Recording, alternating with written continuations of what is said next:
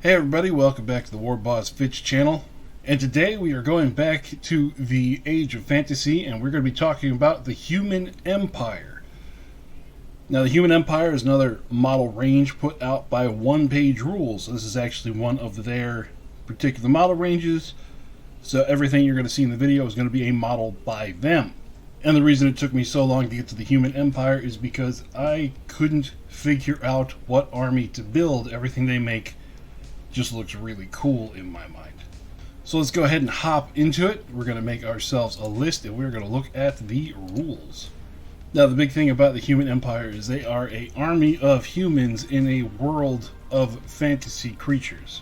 We got dwarves, we got elves, we got orcs, we got ogres, giants, trees that will bash your skull in. So what do the humans have to fight back with? Well, they've got steel, gunpowder, and overlapping special rules. So let's go ahead and take a look at a few of the things they have going on for them.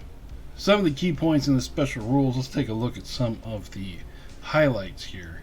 Artillerist. Once per this unit's activation, pick one friendly unit with entrenched within 6, which may either immediately shoot or move up to 6 inches. So with Artillerist, you're going to be able to fire your artillery more than once per turn. There is Celestial Fury, which once per turn you could pick 2 friendly units within 6 to get Furious, or if they already have Furious, they get extra hits on a 5 or a 6. Fire Protection. Once per turn, pick 2 friendly units within 6 to get +1 defense. Mage Council, that's kind of like what we saw with the Acolytes and the High Elf fleet. Every model in the unit counts as being caster 1, so you get as many spell tokens as there are models in the squad, so you can throw out some big beefy spells.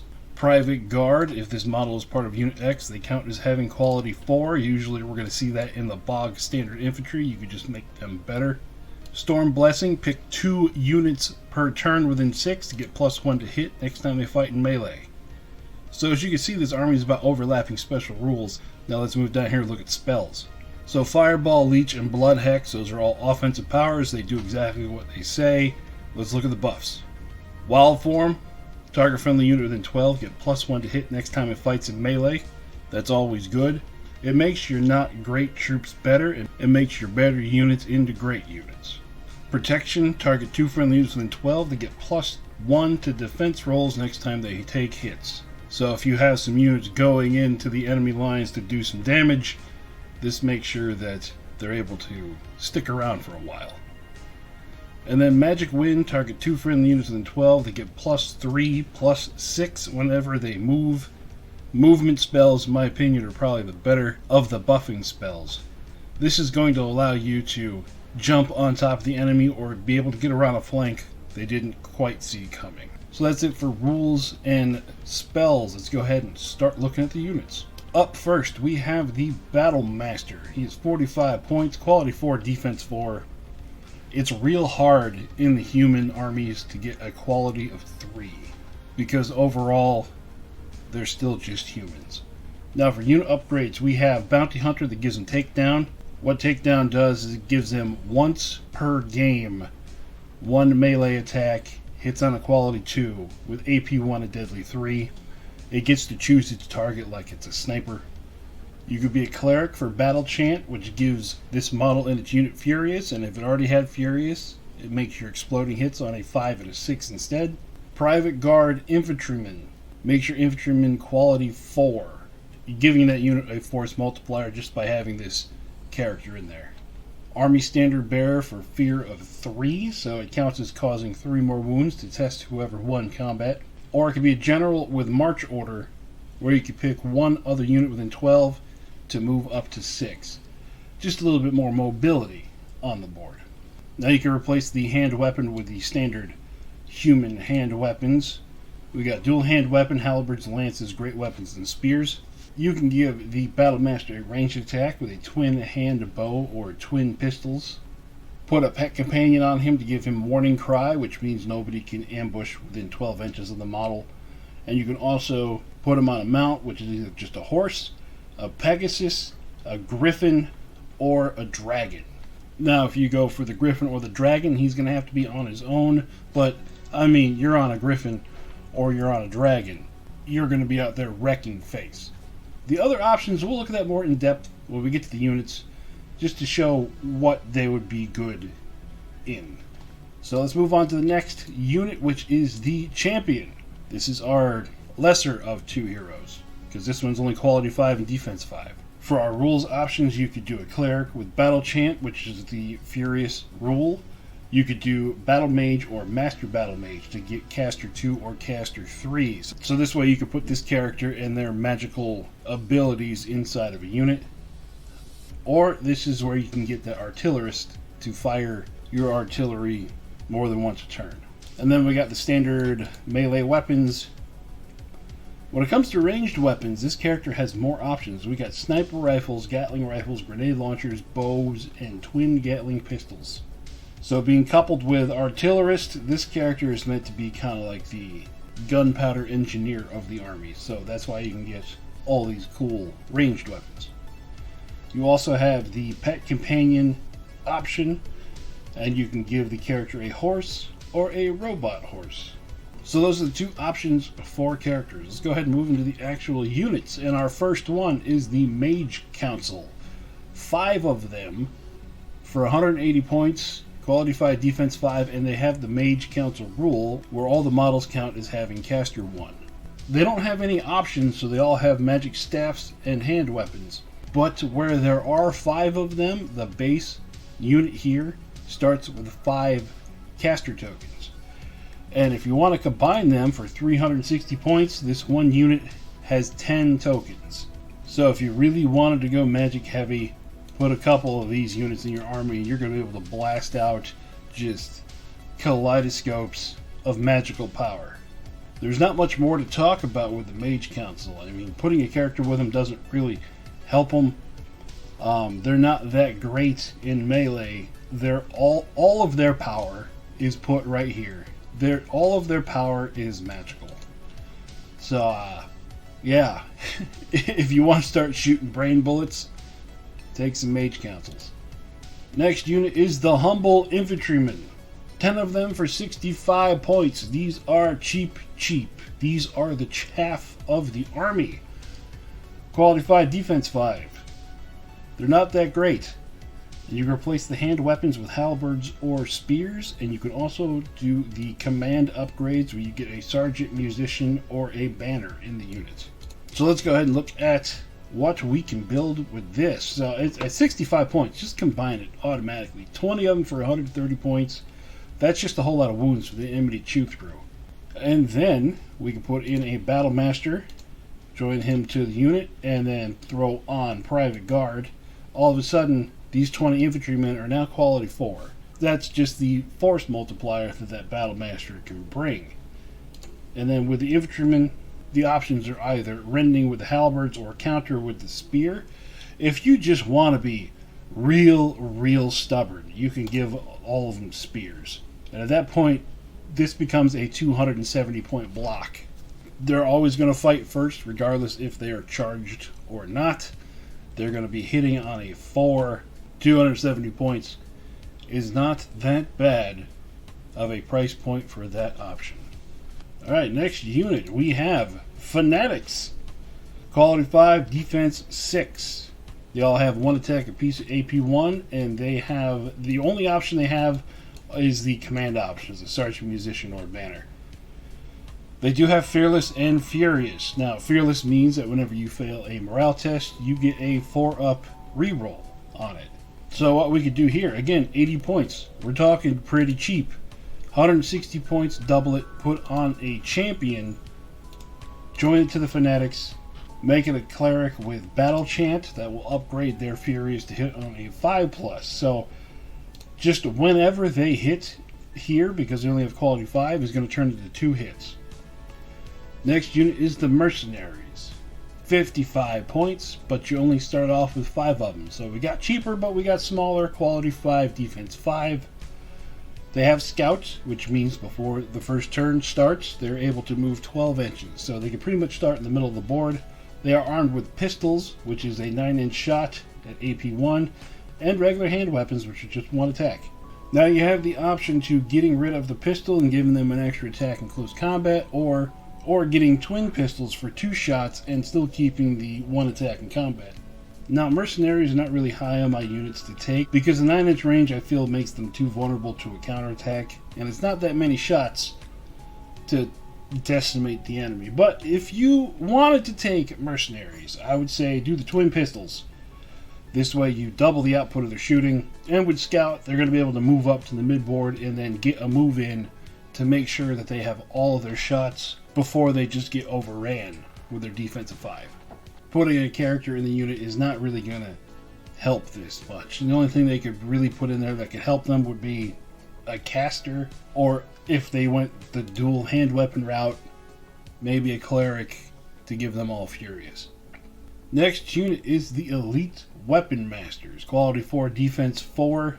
They have great weapons, 1 attack at AP 2, and they are fearless for that morale 4 up do-over. And their only options are Sergeant, Musician, and Banner, or the command upgrades. They are AP 2, which is going to help you against some of the heavier stuff the enemy throws at you, but only 1 attack apiece. Even if you combine the unit and you put a Battle Master in the unit, the only real benefit that you could put into this unit is going to either be Battle Chant or an Army Standard Bearer to give him Fear of 3. They are only 75 points for a squad of 5, so a combined unit is only 150 points. They are cheap enough that they can kind of be a throwaway chaff unit. It's just these have more teeth than usual. Next unit is the Marksman. Quality 5, defense 5, 1 attack in close combat, and they have 1 shot at AP 1 at 18 inches with their rifles. You can switch out the rifles for a crossbow, which instead of AP 1, that gives them rending. You can replace 1 rifle with a twin pistol, Gatling rifle, or sniper rifle, and you have the command options. Now, Marksmen, at only quality 5, you're not going to really be able to rely on them to do a lot of damage, but they are good to have in like a defensive position. Like if you have a objective that you want to keep somebody on, but you want to move your close combat units or your heavier monster units out, put the unit of Marksmen there just to take pot shots at anybody walking by. Now, a character isn't really going to help them, but a cool little option you could do is you could upgrade one of these models to a sergeant, and then you could give that sergeant the Gatling rifle. That is 4 shots at AP 1 that are now hitting on a 4.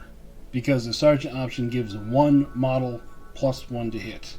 And you might as well do it on your bigger weapon. Next unit is the Mercenary Hunters. Quality 5, defense 5. Scout and stealth, so they can move 12 inches before turn 1, and stealth if the enemy is outside of 9 inches. They are -1 to shoot at the hunters. They have bows and they have hand weapons, and they have no other options. So this is just a stealthy version of marksmen where their shooting weapons are just not as good. If you've got an odd 75 point hole left in your list and you've already taken other units up to the maximum, that's the only reason why I would take Mercenary Hunters. Otherwise, take regular marksmen, just for either the AP or the rending. Next unit is the Horse Marksman. Quality 5, defense 5, fast and scout, so they can go 12 before the turn 1, and they are fast while they do it. They have +2 to their movement. They come equipped with hand weapons and rifles. You can switch out the rifles with twin pistols. You can replace 1 rifle with twin Gatling pistols or a Gatling rifle, and you could do the Sergeant Musician or the Banners. So let's say you just want to have more shots because, there's 5 of them.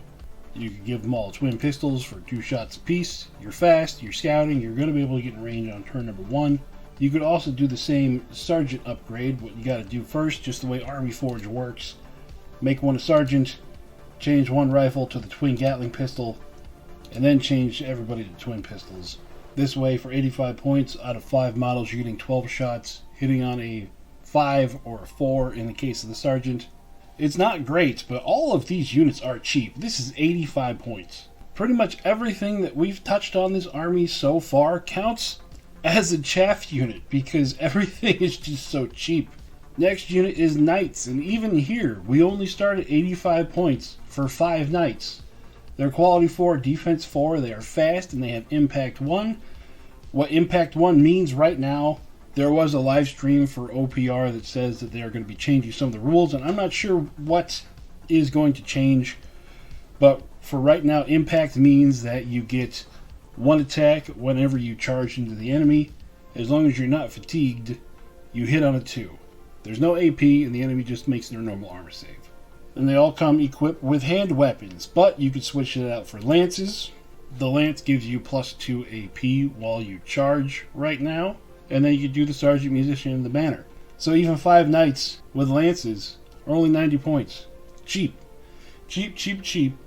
You're going to have a lot of body. If you play Human Empire, you might have more models on the board than like a army of goblins. Humans are cheap. Next unit is the Guard Knights. Quality 4, defense 3, fast, fearless, and impact 1. They come armed with lances. You can switch out the lances for great weapons for AP 2. And you can also do the sergeant, musician, and the banner. Again, cheap. They're only 105 points for 5. You're going to be able to wreck some face with this. Lance, you get AP2 when you charge. Great weapon, you get AP2 all the time. That's up to you. You could either save the 10 points and just depend on your lances whenever you do charge. Or what I would do here is like take your knights, give your knights lances, take your guard knights, just give them great weapons. Not for any particular game-breaking reason. I would only do that just so I could tell the different units apart on the board. Just to make that a little bit easier on you and your opponent. I mean, I'm talking about just aesthetics of the army. That shows you how samey some of these units are.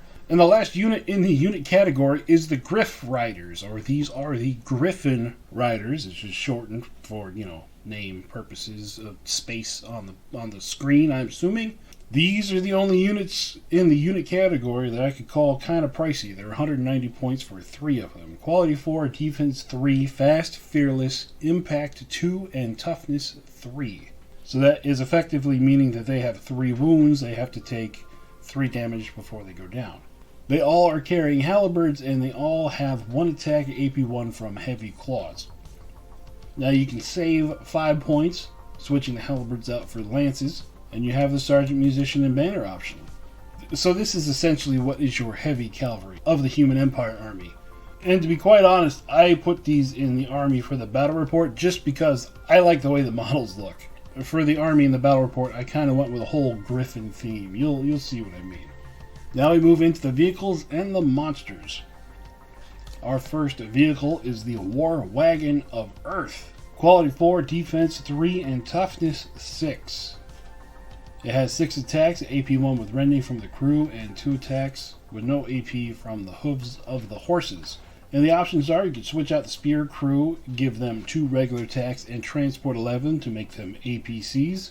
Or you could switch out the spear crew to get 2 regular attacks, and 6 shots at 24 with rending from crossbows. Starting off at 115 base points, again, this unit is real cheap. Running it into combat would not be the worst thing in the world. Toughness 6, defense 3, 6 attacks, AP1 with rending. You're going to be doing some damage with it. Let's talk about the other options. Crossbow crew, quality 4, so it's going to be shooting better than your regular marksman. That puts you up to 150 points for 6 shots. That's not terrible. This would be something, again, to move forward and sit on an objective while the rest of your army pushes past it. With the defense 3 and toughness 6, it's going to hold for longer than just a regular marksman team would. Now, for the transport option, this is going to sound bad to some people, but honestly, in the Human Empire army, I don't think there's anything worth transporting. I mean, just everything is so cheap and so like basic. I don't know what I would even transport with it. Maybe some elite weapon masters, but even then, I'd rather just walk those across the board. Overall, it's pretty cheap. I would say either stick with the spears or close combat love at 115 points, or you could do the 150 for the crossbow. That was up to you. There's really no bad choice there. But the transport, if you guys could come up with something to use the transport on, like unless you're playing on a board that is massive, I don't see why I would put a transport on the board. The next unit is the Hurricane Wagon of Air. 145 points, so we're a little bit more expensive. Quality 4, defense 3. Storm Blessing is the rule why you would take this. Once per activation, pick 2 friendly units within 6, get +1 to hit next time they fight in melee. So this is going to be on your front line. In order to be within 6 of 2 friendly units that are going to be doing some fighting, this thing has to be in harm's way itself. It has 2 attacks in close combat, and then it has 2 shots at 18 inches with blast 3. Not too bad. No upgrades. I mean, there's not much else to say about it. If you want to increase the quality of some of your frontline troops, march this behind them. Next unit is the Beamer Wagon of Fire. 205 points, quality 4, defensive 3, fiery protection. 2 friendly units within 6 get +1 to defense next time to take hits. So instead of being the offensive wagon like the air, the fire wagon is the defense version. 2 attacks in close combat, and then it has a searing beam for 2 shots, AP 2, deadly 3 at 18 inches. So if you have a shield wall, defense line, infantry that you just need to hold, the Beamer Wagon of Fire should be right behind them. Then we have the Altar Wagon of Aether. 140 points, quality 4, defense 3, Celestial Fury. 2 friendly units within 6 get Furious, and if they already had Furious, they get unmodified on a 5 or a 6. 2 attacks, close combat weapons, and 6 shots with rending at 18 inches. Again, just more buffs. If you have all 3 of these stacked, let's see, if you spent 490 points, you had all 3 of these stacked, you could have 2 units that get +1 to hit, our defense +1 with Furious. Last of the vehicles is the Steam Tank of Water, 245 points. Quality 4, defensive 2. This is the first actual tank that we've seen with defense 2 in the army. Fear of 2, impact 6, and toughness of 9. It comes with a tank cannon for 2 shots, AP 1 with blast 3 at 18, and a turret for 3 shots, AP 1 at 12. You can replace the tank turret for the heavy tank cannon for 2 shots, AP 2, deadly 3 at 18. This one is up to you. If you know the enemy's going to be bringing some big beefy stuff, like if you're fighting against giants or somebody that's going to be bringing a lot of elite troops, then switch out to the heavy tank cannon.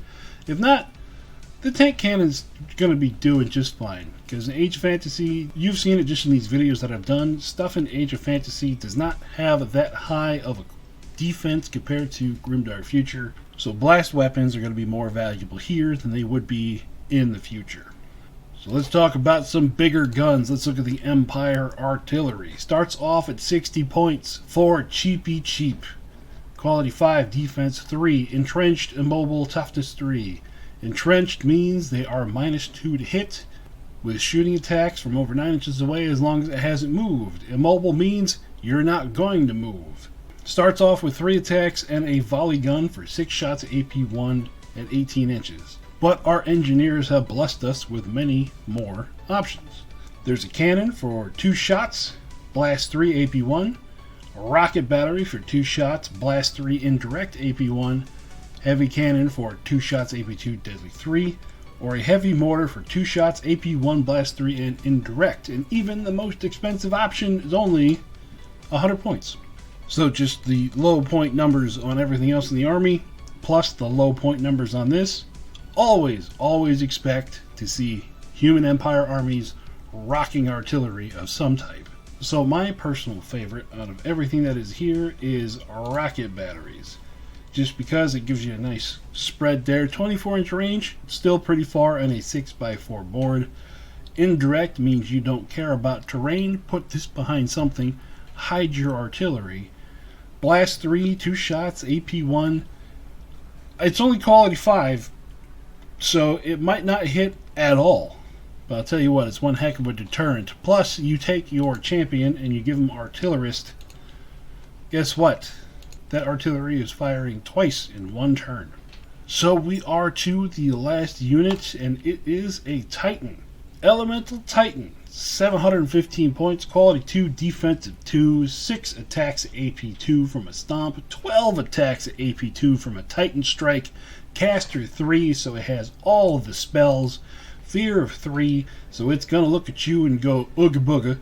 And then the options you have here are just all the special rules that you want to attach to it. So we've already seen some of the rules here. Aether Elemental with Celestial Fury, the same as the Wagon plus Furious. Then we can do the Air Elemental, which gives Storm Blessing again, same as the cart, but this time you get flying. Earth Elemental, which gives you Protected, where you reduce the AP coming in by 1, and you get 4 extra attacks at AP 4. Water Elemental, where you get Strider, where you ignore difficult terrain. Resistance, where it is a 6+ extra save, unless you get hit with a spell, then you will save on a 2, and then a Heal, where on a 2+, you may remove D3 wounds from yourself or from a model within 2 inches. Fire Elemental, where you get Strider, again, ignore difficult terrain. Firestorm, each turn roll 2 dice, and for each 2+, one enemy unit within 18 takes a blast of 3. And Fiery Protection, where 2 friendly units get +1 to defense rolls. Or a Chimera, where you get Flying, Protected, Resistance, Fire Protection, Celestial Fury, and Storm Blessing, where pretty much you get everything on the list. If you want to spend points in the Human Empire army, this is where to do it. This thing is ridiculous. 18 attacks at AP2. Even just base without all of this stuff down here, this thing is just gonna wreck some face. It is 715 points, so just because of the force organization chart thing, you're not going to be able to use it unless you're at 3,000 or 4,000 points. I mean, if you're at 4,000 points, I wouldn't be opposed to just dropping a quarter of your army on this thing. That's ridiculous. I don't even know what to say to that. But that is the Human Empire army for Age of Fantasy. Now we're going to head out to the garage and we're going to have a 2,000 point game between the Human Empire and the Ogres. So I will see you once we're out there. Welcome out to the garage, everybody. This is the army list that I put together for the Human Empire. This is 2,000 points and the list is down in the description. Let's do a quick go over on it. We have a Battle Master on a Griffin. We have a Beamer Wagon of Fire, 2 squads of infantrymen, both led by a Battle Master. They all have spears. He has private company, so that all of these infantrymen are quality 4. 10 marksmen with 2 Gatling rifles. 1 of them is a sergeant. And then we have a caster, even though he looks like an engineer, that is a caster champion attached to him. 2 artillery with a artillerist champion right there. And then we have 2 squads of 3 Griff riders. Let's go ahead and look at who they're playing against. Their opponents this week are going to be the Ogres. Starting from the back, we have 2 squads of 3 shooters. We have a Tribe Master that is on the Fang Beast, 3 Devourers.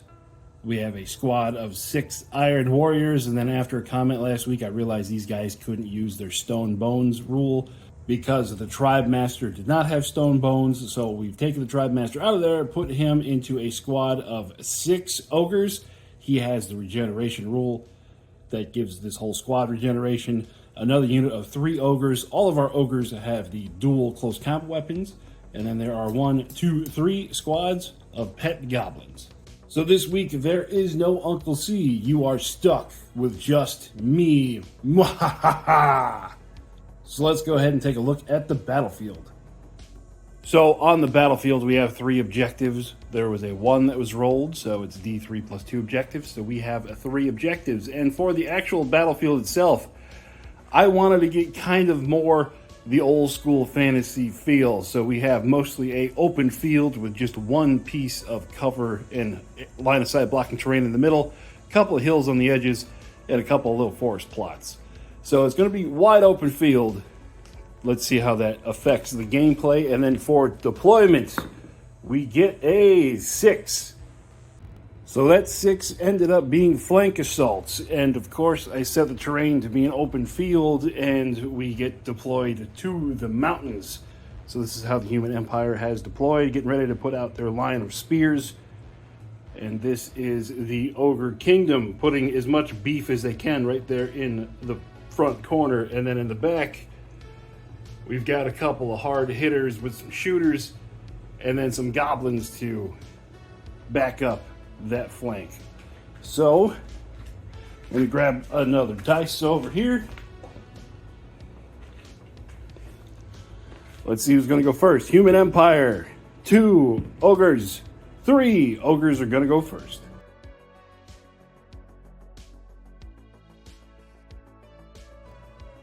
In the first move of the game, the Ogre Iron Warriors are going to move out,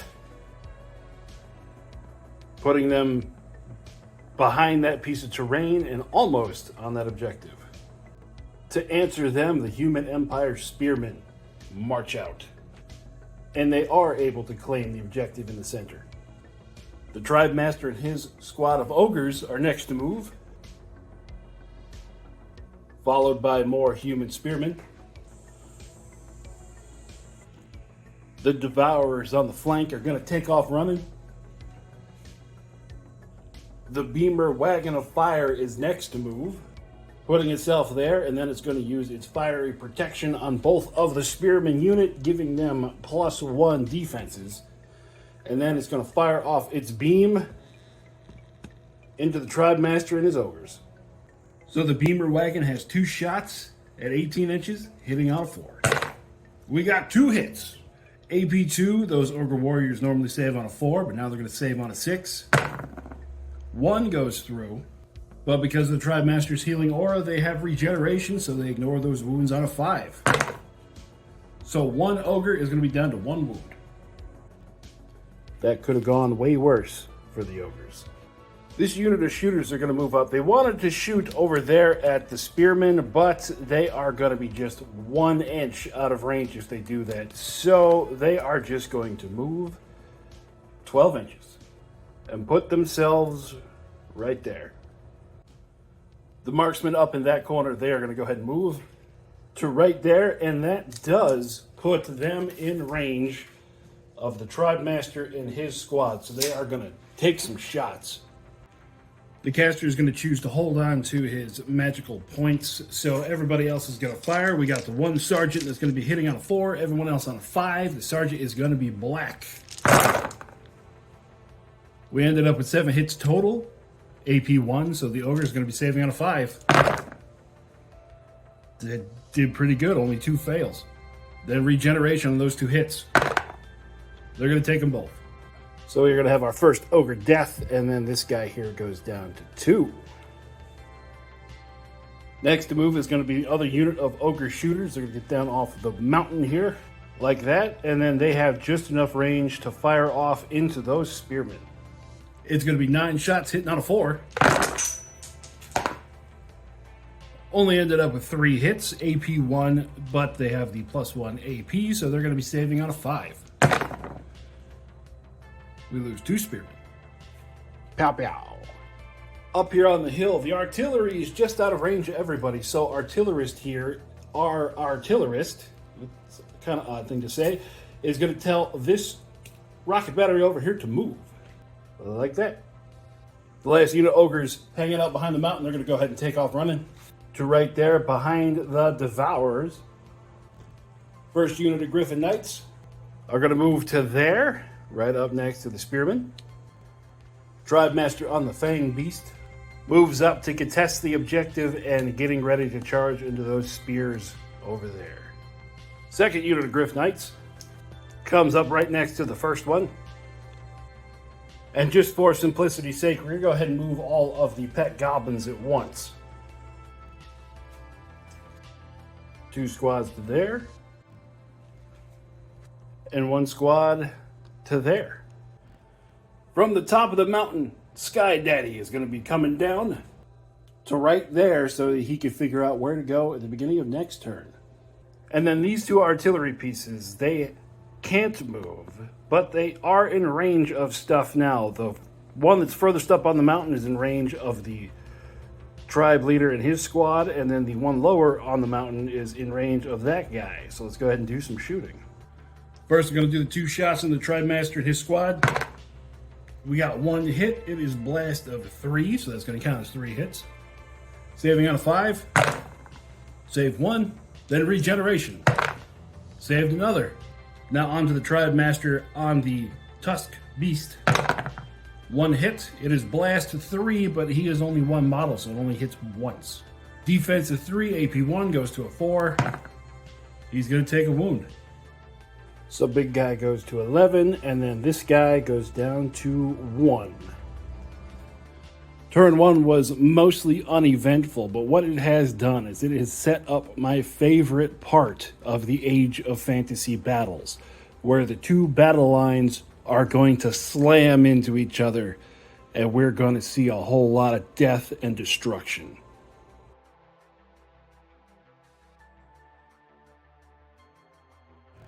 At the beginning of turn number 2, the Ogres are going to go first. Even though we did things out of order there at the end, the Ogres and the humans have the same amount of units.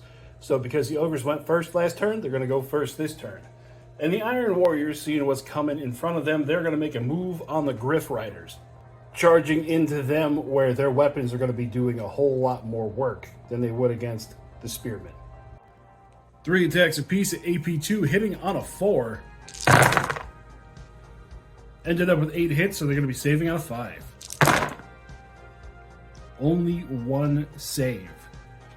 That takes out 2 of the riders and puts the last one down to 2 wounds remaining. Now it's going to fight back. So the one remaining Griff Rider has 1 attack with its heavy claws, hitting on a 4. And 1 attack with its lance, hitting on a 4. They got 2 hits. Stone Bones reduces the AP by 1, so both of these just are going to count as AP nothing. So that means the Iron Warriors save on a 3. They take 1 wound. Now the Griff Rider definitely lost combat. Needs to take a morale test on a quality of 4. And it passes. So one of them is down to 2 wounds, and we just got to move 1, 2 back an inch because they did not break the Griff Rider. Next unit to activate is going to be the Beamer Wagon of Fire. And because this squad over here is still all hopped up on goofballs from last turn, or in other words, they still have their +1 defense, he's going to give +1 defense to the Griffin Rider and give it back to this unit of infantry. And what he is going to do then is stay right there and blast into that rider. So the Beamer has 2 shots on a 4. It gets 2 hits. It is AP2. That Tribe Master is defensive 3, so that means he saves on a 5. He ends up saving them both. The unit of shooters on this flank is going to continue to move forward just a little bit. Put themselves there, and then they're going to blast into that unit of infantry. 9 shots hitting on a 4. Only got 3 hits. Because of the +1 armor, they save on a 5. They're only going to lose 1. So they only lose 1, but what that actually did is take away their bonus for defense. The unit of Empire Marksmen, they are going to fire at that tribesman and his unit there. So before the shooting starts, the caster in that squad is going to try to use Wild Form on the unit of Spearmen. And it's going to go off, giving them +1 to hit in combat. Now all the marksman shots, we got the sergeant in there on a 4, everybody else on a 5. 9 hits this time, saving on a 5. 5 go through, but we got regeneration. They're going to end up losing 4. So the caster goes down 1, but then he's going to go up 2 because at the end of the turn he's not going to get attacked. And then this squad is going to get +1 to hit. Now over to these guys. They lose 4, so that's what's left of this guy and then a whole other ogre. Ogre's turn. That shooter squad on the other side, they are going to fire into the squad of spearmen over there. We've seen it before. 9 shots hitting on a 4. Oh, 1 hit. Saving on a 5. It fails. So once again, it just kills 1, but then takes away that +1 to defense. Time for some artillery shots. This one right here is going to reach out and touch the Iron Warriors. 2 shots hitting on a 4. 1 hit. Stone Bones reduces it to AP nothing, so they are going to be saving on a 3. Save them all. Seeing his squad starting to get whittled down, the Tribe Master is going to charge into that unit of spearmen. So the Ogres charged in, but all of the spearmen have counters, so that means they get to activate first in the combat. So there are 19 spearmen and the Battle Master left. The Battle Master skill puts them at quality 4, plus the spell that hit them put them at quality 3. So everyone's hitting on a 3. The blacks are going to be the Battle Master who has AP 1. And I still rolled a ton of 1s and 2s. Aww. So the one at AP1 saving on a 5 fails, and the rest saving on a 4. Ooh, 7. Means they've lost a total of 8. So 3, 6, 7, 8. Now it's their turn to fight back. So the Tribe Master hits on a 3 with his heavy great weapon. 1 hit. And the Warrior hits on a 4 with his dual weapons. No hits. This is going bad. Saving on a 6. Fails. So the score ends up being 7-1. The Ogres lost combat. Morale test for the Tribe Master. They're going to pass, though. So these back up an inch. And we just lose 1 Spearman. The Spearmen on the other flank, emboldened by what they heard their sister squad has done, are going to charge into the Iron Warriors. So they do not have the +1 from a spell, so all this is going to be 4s to hit. And because of Stone Bones, AP doesn't matter. They're all going to be saving on a 3. Oop. They lose 5. So that takes out the one that was already wounded with 2 wounds left and removes another. 4 of them are left to fight back, so that's going to be 12 attacks. They are already fatigued, so they're hitting on a 6. 1 hit. Saving on a 6.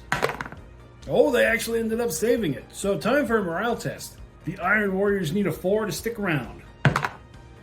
And they fail. They didn't lose enough yet to run. I misspoke on that one, so they are just stunned. The unit of Devourers, seeing their chance, are going to charge into the rear of those Spearmen. Because the infantrymen do have counter with their spears, they're going to be attacking first, but they are fatigued, so they hit on a 6, and there's not enough room to get all of them into combat. We ended up with 3 hits from the infantry and 1 from the Battle Master. Battle Master's AP1. They're going to save on a 5, which they do. The rest on a 4. So they take 2 wounds, but they do have regeneration. They do end up taking those 2 wounds. Now it's time for them to fight. Hitting on a 3. 6 hits, saving on a 6. They end up losing 5. That means that they are going to lose combat and need to take a morale test. Because of the Battle Master, they're going to pass on a 4, but they fail, so they are stunned. Redo the whole thing. Because of the Battle Master, they pass on a 4, and they do. So the guy here in the middle is down to 1, and then we lose 5 of the Spearmen. Then the Devourers have to back up 1 inch. There we go. Looking to make some trouble, the full squad of Griff Riders is going to charge into the Iron Warriors. So the Griff Rider squad has 6 impact hits. They're going to hit all 6 times, saving on a 3. They lose 1 wound there. 3 attacks with claws on a 4. 1 hit. Stone Bones means they save on a 3. They pass. Then 3 attacks with lances. 1 hit. Saving on a 4. They pass. The Iron Warriors are going to attack back. They're only hitting on a 6 because they are fatigued and they are stunned. They're going to get 4 hits. Then the Griff Riders are going to save on a 5. They end up taking 2. So even though they are fatigued and stunned, the Iron Warriors won combat. So the Griff Riders need to take a morale test, which they fail, but they are fearless. So they end up passing. So that was not a very good look for the Griff Riders. One guy is down to 1 wound, and that's the way it sits. More craziness on this flank. This unit of warriors right here, they're going to charge into those spearmen. Like that. And once again, because of the counter, the spearmen are going to fight first, but there's only going to be 5 of them that are going to be able to get in range to actually fight because they were effectively hit on the flank.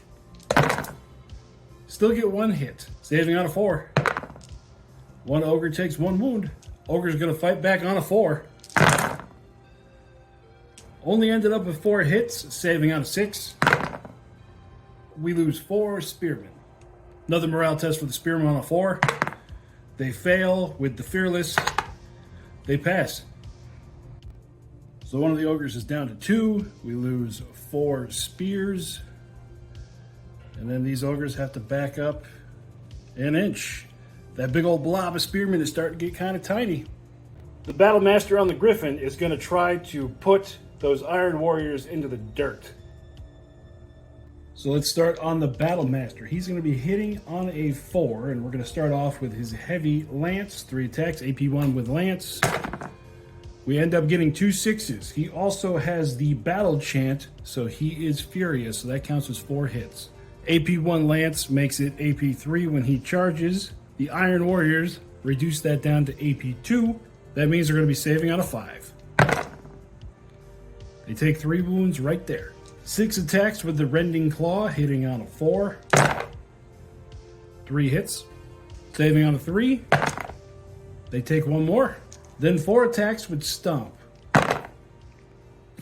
2 hits, AP1, but stone bones reduces it, so saving on a 3. They take 2 more, so they end up taking 6 wounds. So it's going to be 1, 2, 3, 4, 5, and 6. Now we have 2 that get ready to fight back. Iron warriors are fatigued and stunned, so they're only going to hit on a 6. They got 1 hit. AP2, the battle master's defense is a 3, plus 1 from the fire beamer, means he's going to save on a 2 normally. AP2 means he's back to a 4. And he passes. The Iron Warriors lost combat and they are already stunned, which means they automatically fail any morale tests. So they are gone. And then the Griffin gets a 3-inch little wiggle as he takes this guy with him. And he loses this because he did take 1 armor save. The Tribe Master on a mount, he's got nothing really better to do. He's just going to charge right into those spearmen. Spearmen we counter are going to go first, but just like on the other side, there's not that much room to get in there to fight. So it's only going to be 4 spearmen plus the Battle Master. They're all fatigued, so they're all hitting on a 6. 1 hit, saving out of 4. And it passes. 8 attacks with dual heavy hand weapons and 2 attacks with tusks, all hitting on a 3. 4 hits, that's enough AP to go right through, saving on a 6. The spearmen end up losing 4. So spearmen lost combat, time for a morale test on a 4. And then a fearless do-over on a 4. They're gonna fail this time. So they lose 4. We're just going to take them here from the back. And then they are stunned. This guy needs to back up an inch. And good thing there is enough of them that didn't cause them to run away.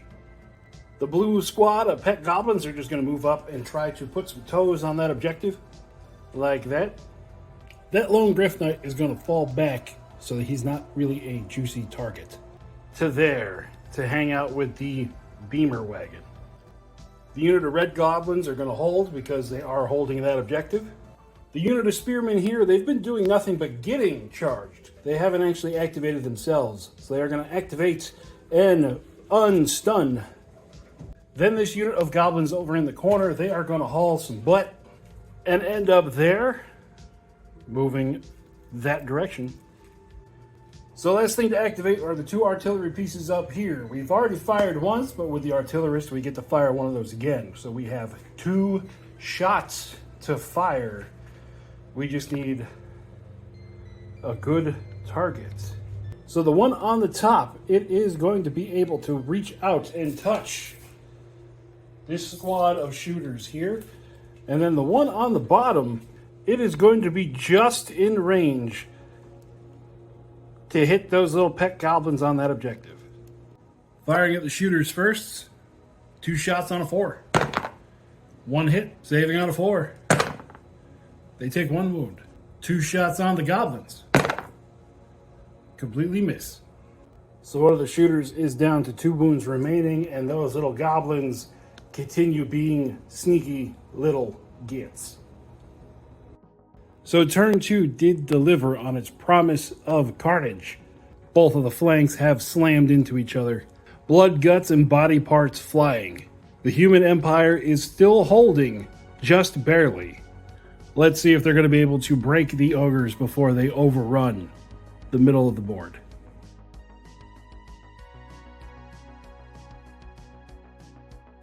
First activation of turn number 3. The tribe leader on the Fang Beast is going to go ahead and charge back into those spearmen. Spearmen fight first, but once again, everything is so tight over there, there's only a few of them that can actually fight. Hitting on a 4. 3 hits, 2 save on a 4, and 1 saves on a 3. Takes 1 wound. The Tribe Master's attacks back, 10 attacks, everything goes well over the armor save, hitting on a 3. 9 hits, saving on a 6. They lose 8. Time for a morale test for the spearmen, looking for a 4. They fail, fearless, they pass. So they lose 8. The Tribe Master backs up an inch, and things are not looking too good in Spearman land. On the other flank, the Griff Riders are going to charge into the Ogre Warriors. The Griff Riders impact hits on a 2. They all hit. Ogres save on a 4. They're going to lose 3. Then they have 3 hits with lances, which are going to be the blacks, and 3 hits with their claws, all hitting on a 4. Lance hit saves on a 6, and the claws save on a 5. They take 2 more, 5 total. So taking 5, the one guy that's a 2 dies, and then this guy goes with 3 more wounds, so we have 1 left to fight back. Trying to whisper sweet nothings into that griffin's ear, he fights back, 4 attacks on a 4, 2 hits, saving on a 4. 1 wound goes through. That's going to take out the wounded Griff Rider, but the Griff Rider wins combat 6-1. The Ogre fails the morale test and takes off running. So this guy goes down, but then the Ogre breaks and runs for the hills. The unit of Devourers is going to push into those Spearmen. Spearmen are going to attack first, hitting on a 4. 2 are going to be saving on a 5. 1 fail. The rest are going to be saving on a 4. 3 more fails. Then the Devourers have regeneration. They're going to lose 3. So what that's going to do is move this wound marker to there, and then that guy goes down. And because I forgot their Devour rule last turn, I'm going to go ahead and roll for all 3 from this turn from last turn, plus the 2 this turn. So on a 6, the enemy takes a hit. 1 hit. AP 1, so saving on a 6. 1 devoured Spearman. Then the rest of the attacks on a 3. Saving on a 6. They're going to lose 5 here, which means 6 overall. Morale test for the Spearmen. They're going to pass. There goes 6. We are down to 2 Spearmen and the Battle Master. Human Empire turn, our Battle Master on the Griffin is going to charge down into those shooters. So we have the Lance and the Rending Claw hits on the 3. 2 Lance hits, but we got quite a few Furious hits with the Claw. Lance hits, saving on a 6. 2 fail. 3 Rending Claw hits on a 6. 2 more fails. The rest of the hits on a 4. 1 more fail. And then the Stomps. 2 hits, but one of them is Furious and an extra hit. Saving on a 5. 3 more fails. So that knocks down 2 out of the 3 shooters. There is 1 shooter left. 2 attacks back on a 4. 2 hits. Saving on a 3. 2 passes. Morale test for the Ogre. And it fails. As the Griffin lands and rips out the hearts of 2 of the Ogres, the third one decides it's time to go away. The Tribe Master on foot and its 1 single Ogre are going to charge into the Spearmen. Spearmen fight first on a 6. Nothing. Tribe Master and his Ogre. Tribe Master is a 3, Ogre is a 4. Tribe Master is the black dice. Saving on a 6. 4 more spearmen go down, so it's time for yet again another morale test for the spearmen. Passing on a 4. They're gonna pass. This is not normal. I don't pass this many morale tests. There goes 4 spearmen. They are down to just 2 and the battle master. The beamer wagon is just going to move up a little bit and then fire into that tribe master on his mount. 2 shots hitting on a 4. 1 hit. Saving on a 5. Fails. So that tribe master takes 3 wounds. Meaning Big Chungus there is down to 8. This unit of ogre shooters are going to fire at the marksman. 9 shots on a 4. We got 5 hits. Saving on a 6. They're going to lose 5. 1, 2, 3, 4, 5. Not enough to take a morale test, though. So the shooters that are left are going to fire at the tribe master and his lone ogre. The caster is going to cast Fireball. And it goes off. 2 hits with AP2. We're going to have to do them one at a time. The first one at the ogre. Fails. Regeneration. Fails. Then at the tribe master on a 6. Fails. Fails. Rest of the shots on 5s and 4s. Saving on a 5. 3 saves. Regeneration. 1 save. Morale test for the tribe master. He is going to fail and be stunned. So this guy is gone.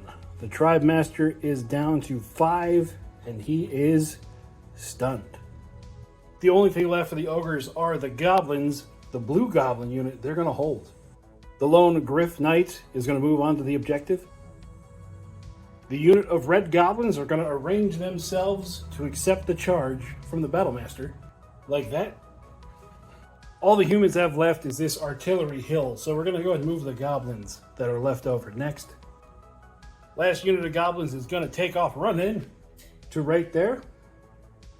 And finally, artillery hill. The 2 artillery pieces plus the artillerist is going to tell another one to fire again. They're going to fire at those blue goblins that you can barely see from over here. So the 2 artillery pieces and the artillerist telling it to fire again. We're going to end up with 6 shots. For 3 hits. Turns into 9 hits, saving on a 6. They save 2, but that means they lose 7. Morale test on the goblins. They are definitely going to fail. So they lose 7 and picked up a stunned marker. Moving into turn number 4, this is where the scramble for the objectives happen.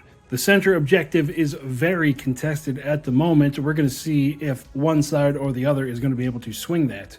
And both armies have Hail Marys going for the objectives in the enemy's deployment zones. On to turn number 4.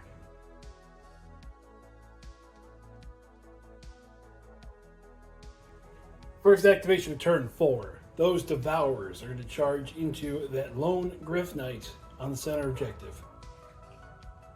The Knight only has 2 wounds left. Let's see if he holds out. The Devour skill is going to miss. 4 attacks apiece, hitting on a 3. We got 3 hits. AB2, so saving on a 5. That's going to be it. That Griff Rider is gone. The Beamer Wagon is going to fire both of its searing beams into that same tribe master on the mount. 2 shots on a 4. And it completely misses. That tribe master is going to attack the spearmen. The spearmen fight first on a 4. We got 3 hits. 1 on a 4 and 2 on a 3. Takes 1 wound. 10 attacks on a 3. They all hit. Saving on a 6. That's going to be enough to take out the spearmen. Took them that long to finally crumble. The 2 remaining Griff Knights on the board are going to charge into the back of those Devourers. Impact hits. We got 3 hits. Saving on a 4. Failed 2. Regeneration. Failed 2. Claws. 2 hits. Save on a 5. 2 fail. Regeneration. 1 fail. And then the lances. 1 hit. Save on a 6. It passes. So those 3 wounds down to 1 devourer left with 1 wound. Fighting back on a 6. Misses everything. Morale test for the devourer. Fails. Fearless. Fails as well. So there goes those devourers. And then the Griff Riders can just do a 1-inch or a 3-inch wiggle right onto the objective. This unit of goblins that has been running the whole game are going to run one last time to right there, claiming that objective. The unit of marksmen are going to move up to right there, and then they are going to fire at that mounted tribe master. So our mage is going to cast both Leech and Fireball. We're going to start with Fireball, putting 2 points into it, needing a 3. It goes off. And then Leech, putting the 4 points they have left into it, needing a 3. It goes off. We do the deadly hits first. AP 4, saving on a 6. Fails, so there goes 3 wounds. 2 at AP 2. Failed those as well. Then the marksmen are going to fire at him. 5 hits, saving on a 4. It's going to fail 4 more, which is going to be enough. Between magic and shooting, they did 9 wounds. He only has 7 left, so he's gone. That unit of shooters is going to fire at the marksman. 9 shots, hitting on a 4. 5 hits, saving on a 6. That's going to be 5 dead. Morale tests for the marksman. And they are going to fail. So we take away all the magical power. They're going to be stunned, and they lost 5, which means it is down to just that mage. Now it is time for the Griffin riding battle master. He's going to charge into those goblins, but we're going to find a way to do it that puts him close to that objective. That's going to be as close as we can get him. The goblins have counterattacks, so they have 10 attacks on a 5. Oh, they did pretty good. 6 hits, saving on a 3. The Griffin's going to take 3 wounds. So with the armor of the goblins being a 6, the rules on the weapons of the Griffin don't matter. So I'm going to roll them all at the same time. 13 attacks, hitting on a 4. With all the added attacks from Furious, we ended up with 10 hits, saving on a 6. 3 saves. Time for the goblins to take a morale test. And they are going to fail. So that means all 10 of them are going to take off running. As I drop stuff everywhere. And then the Griffin is going to be able to get a 3-inch overrun to take that objective. So the last 2 remaining activations for the Ogres, we got this one and this one. They are going to recover. Those spearmen are just going to hold. And then Artillery Mountain. Even if they killed all those goblins, because the goblins were the last ones standing on it, they would still hold that objective. So they are going to pound those 3 goblins right there. So we're going to do these one at a time because of the diminishing returns of blast. First shot. Whiff. Second shot. Whiff. Third shot. 2 hits. That's going to be enough to wipe out those goblins. Boom! Thank God for that artillerist. In a game that started with 120 models on the board and ended with only 25, it comes down to the absolute last shot of the game for the human empire to win 2 objectives to 1. Now, like I said during the unit overview, the human empire is a solid middle-of-the-road choice. They have lots of cheap infantry to clog up the board, along with lots of specialized units that you can take your army down different paths, all depending on how you want to play. overall, a human army in a fantasy setting is always something that I'm going to enjoy, especially when humans bring out the gunpowder to level the field. So that'll do it for me out here in the garage today. I hope you all are having a ton of fun playing OPR wherever you are, and I'll catch you next time. Bye-bye.